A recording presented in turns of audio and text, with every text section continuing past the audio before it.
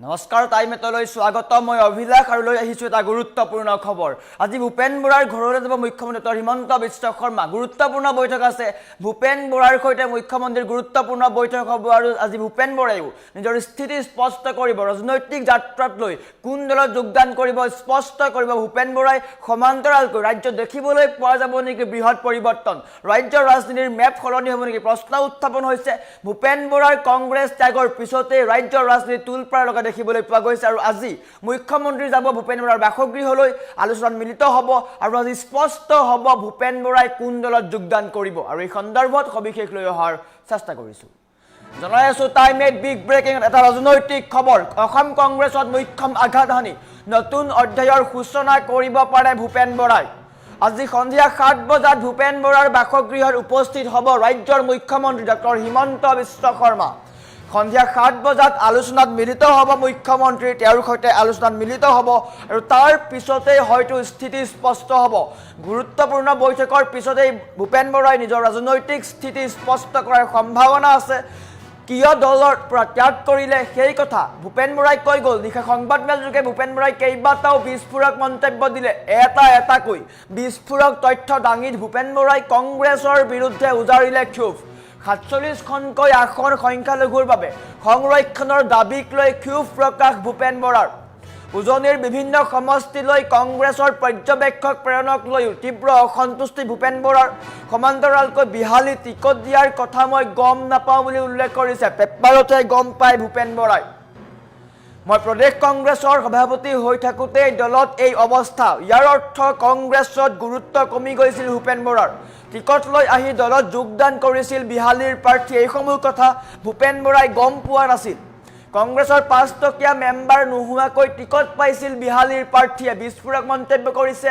কংগ্ৰেছৰ ভিতৰ চৰা যি অন্তকণ্ডল এই সকলো উদঙাই দিছে ভূপেন বৰাই আৰু আজি কংগ্ৰেছত মুখ্যম আঘাত হানি ভূপেন বৰাই নতুন অধ্যায়ৰ সূচনা কৰিব পাৰে মুখ্যমন্ত্ৰীৰ সৈতে বৈঠক হ'ব সন্ধিয়া 7 বজাত ভূপেন বৰাৰ বাসগৃহত মুখ্যমন্ত্ৰী উপস্থিত হ'ব আৰু তাৰ পিছতে হয়তো ভূপেন বৰাই বিজেপিত যোগদান কৰিব পাৰে বিজেপিত যোগদানৰ বৃহৎ ইংগিত দিছে নিশা সংবাদমেল যোগে কেইবাটাও বিস্ফোৰক মন্তব্য কৰিছিলে ভূপেন বৰাই স্পষ্ট কৰিছিলে কংগ্ৰেছৰ বিসংগতিৰ কথা কংগ্ৰেছৰ যি বিসংগতি চলি আছে বা কংগ্ৰেছ দলে যি দিশে গৈ আছে সেই দলত বৰ্তমান ভৱিষ্যত নাই আৰু বৰ্তমান সময়তে ভূপেন বৰাৰ ৰাজনৈতিক যাত্ৰাক লৈ সকলো চিন্তিত হৈ পৰিছে বিশেষকৈ কংগ্ৰেছ দল চিন্তিত হৈ দেখিবলৈ পোৱা গৈছে আৰু আজি মুখ্যমন্ত্ৰীৰ সৈতে গুৰুত্বপূৰ্ণ বৈঠক আছে ভূপেন বৰাৰ বাসগৃহলৈ যাব মুখ্যমন্ত্ৰী এই কথা মুখ্যমন্ত্ৰীয়ে স্পষ্ট কৰিছে মুখ্যমন্ত্ৰীয়ে আলোচনা কৰিব তেওঁ ৰাজনৈতিক যাত্ৰাক লৈ ক'ত যাব তেওঁ কি সিদ্ধান্ত গ্ৰহণ কৰিব সেইসমূহ আজি আলোচনা হ'ব আৰু নিশ্চয়কৈ বিজেপিত যোগদান কৰিব পাৰে কালি নিশাৰ সংবাদমেল যোগে ভূপেন বৰাই এটা কথা স্পষ্ট কৰিলে তেওঁ কংগ্ৰেছ দলৰ পৰা পদত্যাগ কৰিছে আনহাতে যিসমূহ আঞ্চলিক দল আছে ৰাইজৰ দল অসম জাতীয় পৰিষদ সেইসমূহত নোযোৱাৰ ইংগিত বহন কৰিলে আৰু ইয়াৰ পৰা এটা বুজিব পাৰি নিশ্চয়কৈ ভূপেন বৰাই বিজেপিত যোগদান কৰিব পাৰে যদি বিজেপিত যোগদান কৰে ভূপেন বৰাই তেন্তে বিৰোধী পক্ষত বা কংগ্ৰেছত মুখ্যম আঘাত বুলি ক'ব লাগিব যি সময়ত কংগ্ৰেছে কৈ আছে বিজেপিক পৰাস্ত কৰিব লাগে বিজেপিৰ বিৰুদ্ধে মিত্ৰজোঁট গঠন কৰিছে সেই সময়তে ভূপেন বৰাৰ দৰে এগৰাকী শক্তিশালী নেতাই কংগ্ৰেছ দল ত্যাগ কৰি কংগ্ৰেছৰ ৰাজহাৰ ভাঙি দিছে বুলি ক'ব লাগিব কংগ্ৰেছৰ ৰাজহাৰ বৰ্তমান সময়ত তছনছ হৈ গৈছে অস্থিৰ হৈ পৰিছে কংগ্ৰেছ আৰু কালিৰ দিনটোত গৌৰৱ গগৈয়ে নিজৰ অহংকাৰ আঁতৰাই ভূপেন বৰাক ক্ষমা বিচাৰিছিলে যিগৰাকী গৌৰৱ গগৈয়ে ভূপেন বৰাক সভাপতিৰ পৰা আঁতৰাই দিয়া হৈছিলে কংগ্ৰেছৰ সভাপতি হৈ থকাৰ অৱস্থাতেই কংগ্ৰেছৰ ভিতৰত কোনো কথা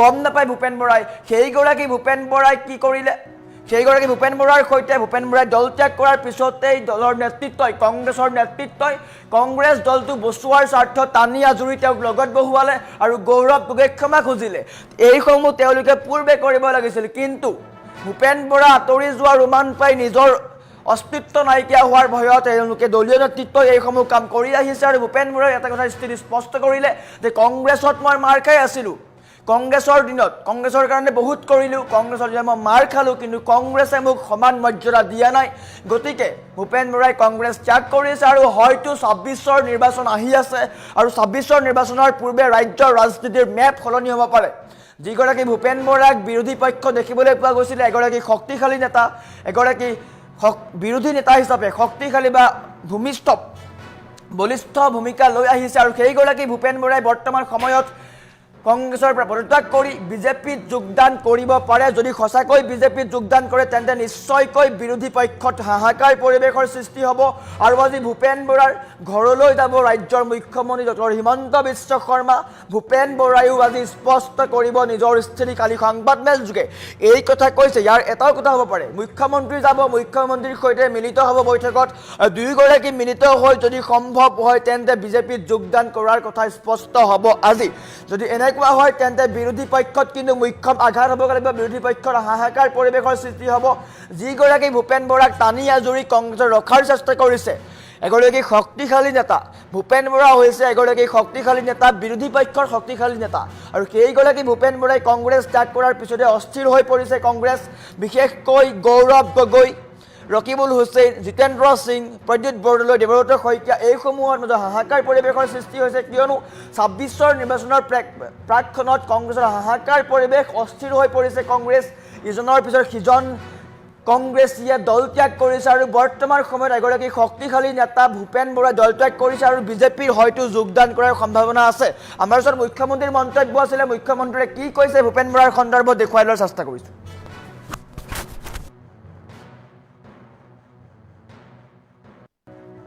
যিদিনাখন আজমল ডাঙৰীয়াৰ লগত গগৈ ছাৰক অহাকালি গধূলি মই কোনোবা এটা সময়ত ভূপেন বৰাৰ ঘৰলৈকে যাম।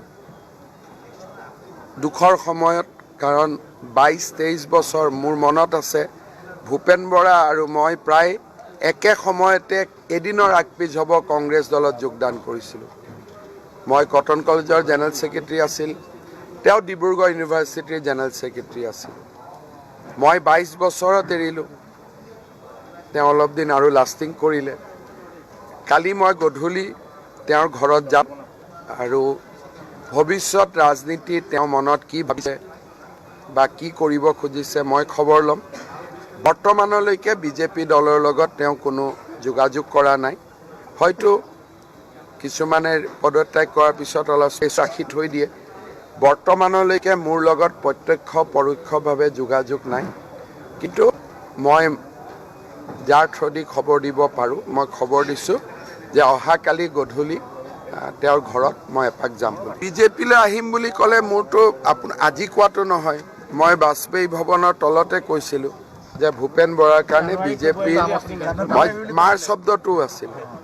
গতিকে মই ভূপেন বৰাৰ কাৰণে বিজেপি দলৰ দুৱাৰো খোলা ৰাখিছোঁ আৰু বিজেপি দলৰ পৰা ভূপেন বৰা ডাঙৰীয়াক বিধায়ক কৰাৰো আমি চেষ্টা কৰিম।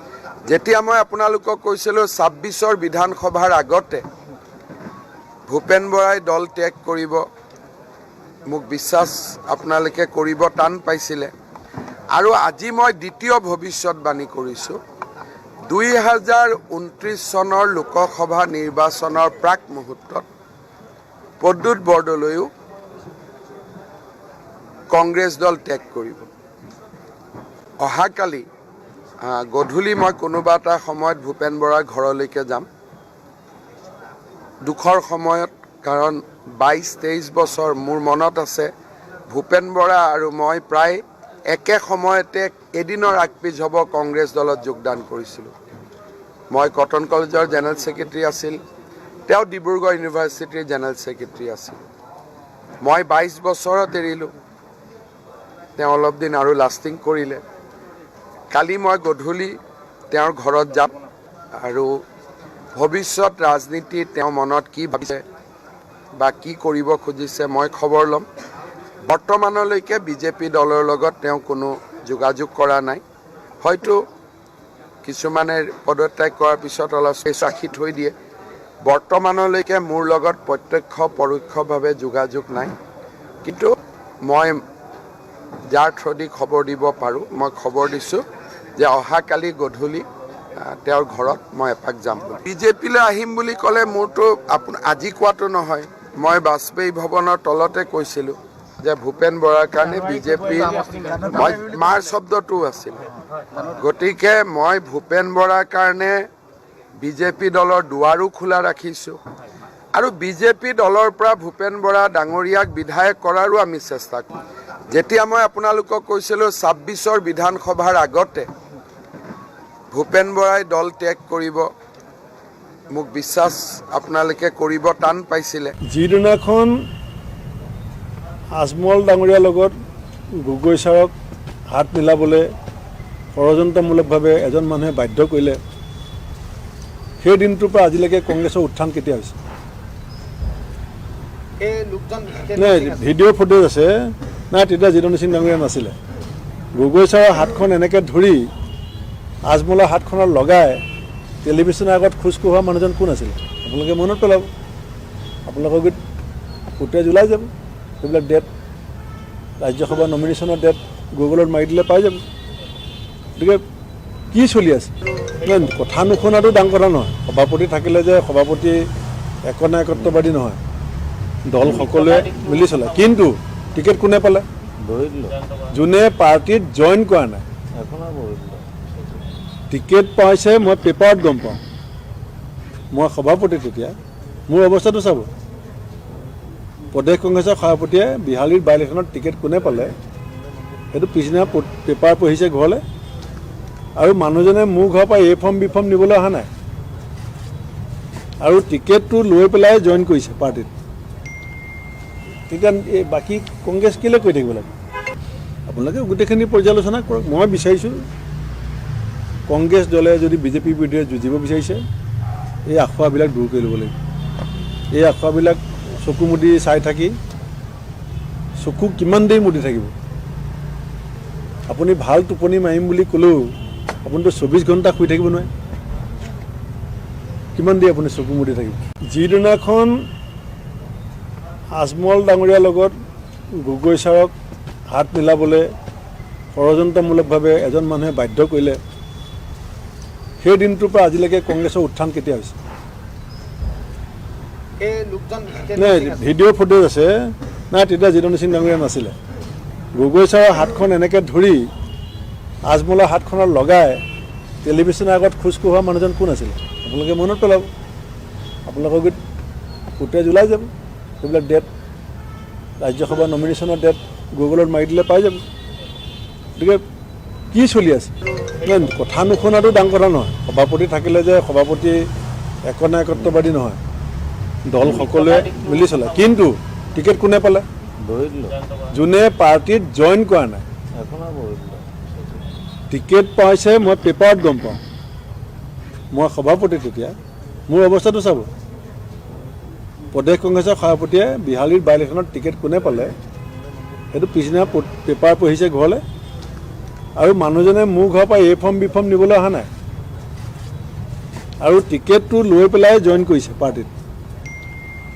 তেতিয়া বাকী কংগ্ৰেছ কেলৈ কৰি থাকিব লাগে? আপোনালোকে গোটেইখিনি পৰ্যালোচনা কৰক। মই বিচাৰিছোঁ কংগ্ৰেছ দলে যদি বিজেপিৰ বিৰুদ্ধে যুঁজিব বিচাৰিছে, এই আখুৱাবিলাক দূৰ কৰি ল'ব লাগিব। এই আখুৱাবিলাক চকু মুদি চাই থাকি চকু কিমান দেৰি মুদি থাকিব? আপুনি ভাল টোপনি মাৰিম বুলি ক'লেও আপুনিতো 24 ঘণ্টা শুই থাকিব নোৱাৰে। কিমান দেৰি আপুনি চকু মুদি থাকিব?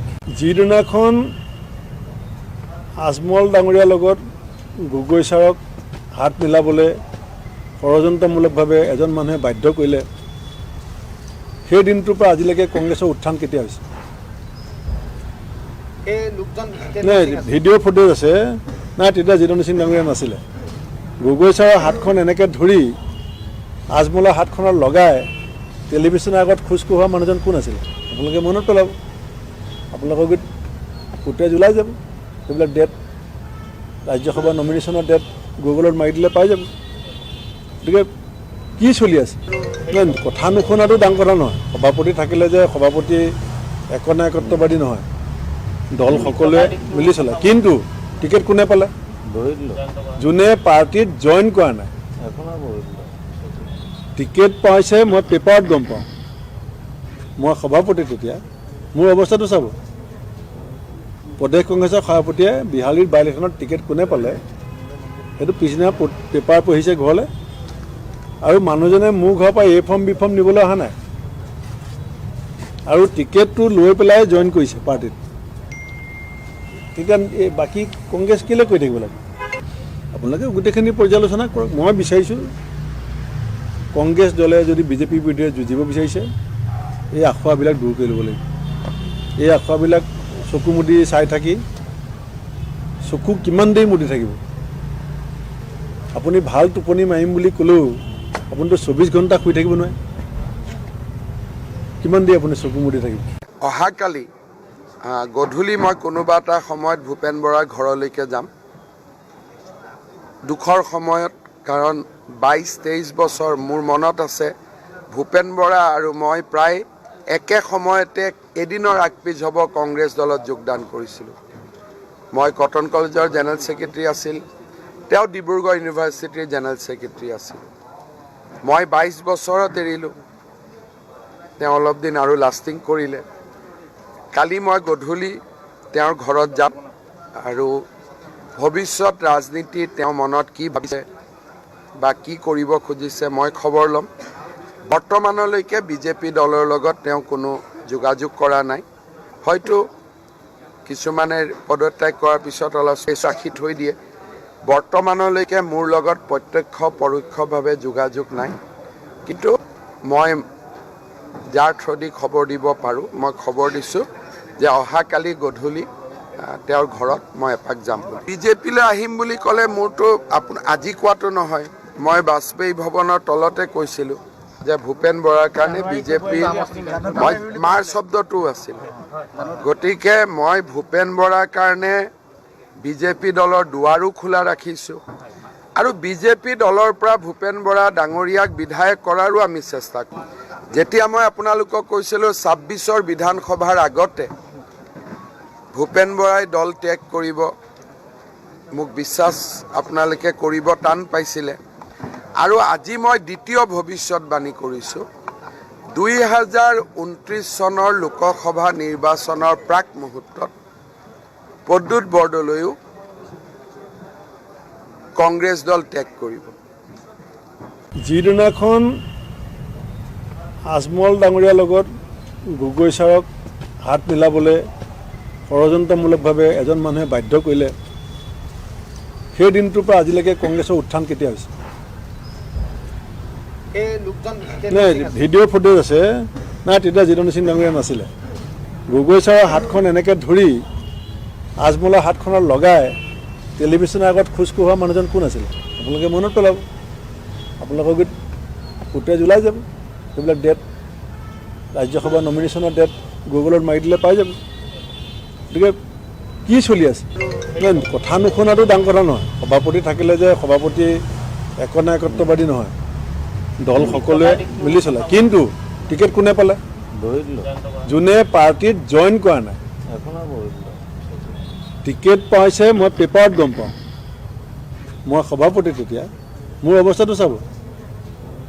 প্ৰদেশ কংগ্ৰেছৰ সভাপতিয়ে বিহালীৰ বাই ইলেকশ্যনত টিকেট কোনে পালে সেইটো পিছদিনা পেপাৰ পঢ়িছে ঘৰলৈ, আৰু মানুহজনে মোৰ ঘৰৰ পৰা এ ফৰ্ম বি ফৰ্ম নিবলৈ অহা নাই, আৰু টিকেটটো লৈ পেলাই জইন কৰিছে পাৰ্টিত।